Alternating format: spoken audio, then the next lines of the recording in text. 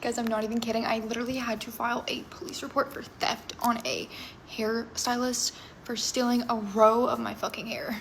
I can't believe I'm saying that. And it's not that I even want the hair back. It's the fucking principle of the situation and how she's handling it is the reason why I filed the report. Someone's got to learn a lesson here. A little story time. I got my hair done in February 7th, actually, in Arkansas at a salon in Fayetteville.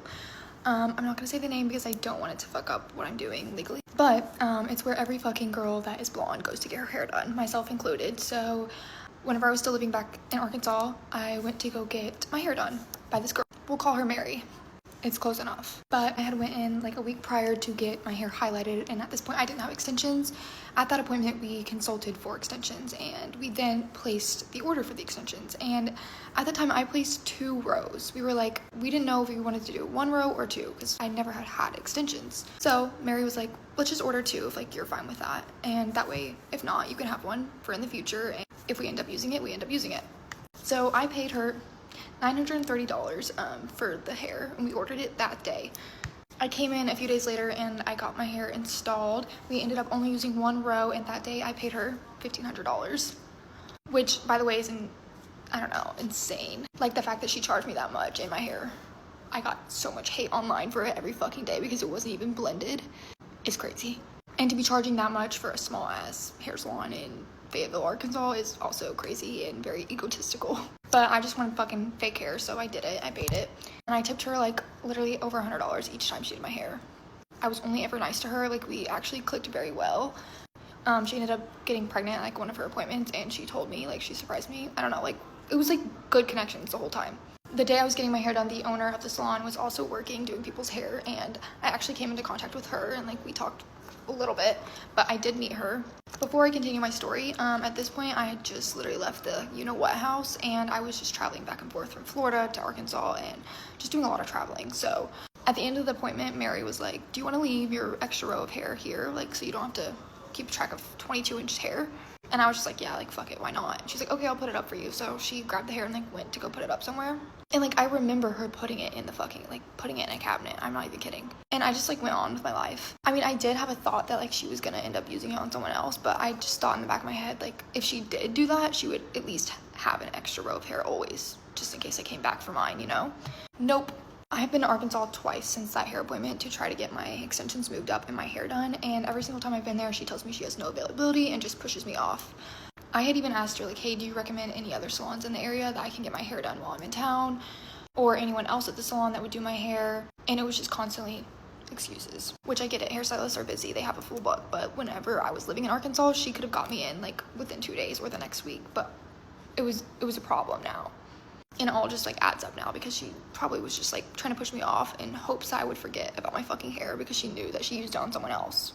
And I know she used my hair on someone else because I texted her yesterday. I was like, hey Mary, my mom is gonna come up to the salon sometime this week since it's just not working out anymore to pick up my extra row of hair. Let me know which day works best. And she immediately snapped back and was like, I don't keep hair here, I'll lose it. And I was like, but you did. And she was like, okay, well if that's the case then it's probably not here. I was like, okay, well I paid how much for that?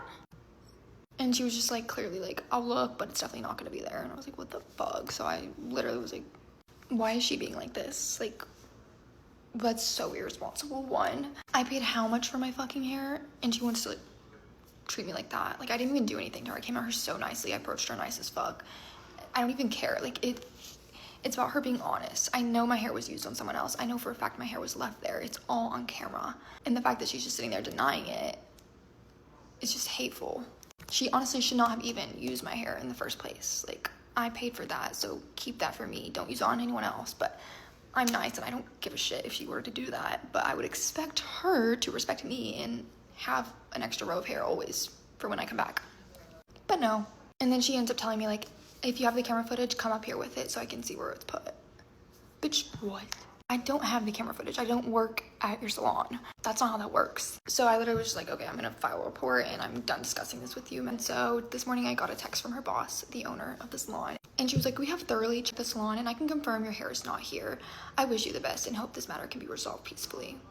We take threats very seriously here. And I was like, I didn't even threaten her.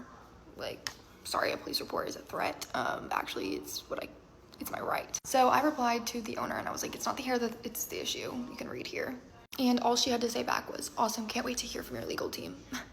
And I fear she doesn't think I'm being serious. That's just rude. I don't want to have to go about it like this, but like, this is a very popular salon in Fayetteville, Arkansas, and a lot of the college girls from the University of Arkansas go there, and just locally, a lot of girls do. So I was just extremely thrown off by the way they treated me, and also didn't keep track of my hair that I paid thousands of dollars for. But it's fine. I live in Miami now, and I have so many better options here, and I have a hair appointment scheduled, and I can't wait. I'm also gonna get completely new hair eventually, but I just think it's really sad how honesty is so hard. And once again, people take advantage of you when you have money. I don't even want the hair back. It was just the fact that she wasn't honest with me and she used it on someone else's and then didn't provide me a backup row of hair. Like, if you can't afford it, that's fine. Just say it, girlfriend. Just say it. I would not have been mad.